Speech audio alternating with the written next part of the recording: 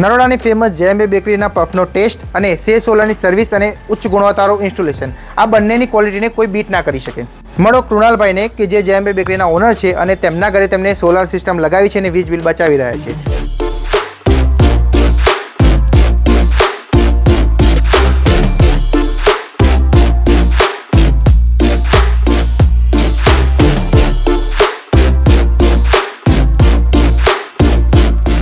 मैं कुणाल भावनानी, हमारा अभी रिसेंटली सोलर सिस्टम इंस्टॉल हुआ है सरदारनगर में.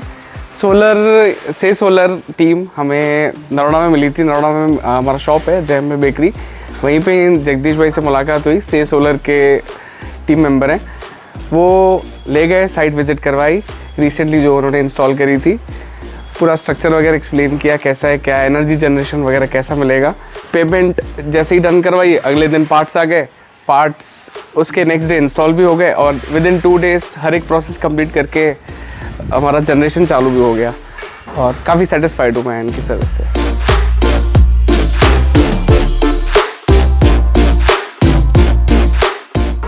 જો તમે સોલર લગાવવાનો વિચાર કરી રહ્યા હો તો આજે જ કોન્ટેક્ટ કરો સે સોલરને કે જ્યાં તમને બેસ્ટ ક્વોલિટીવાળું કામ અને સર્વિસ મળી રહેશે.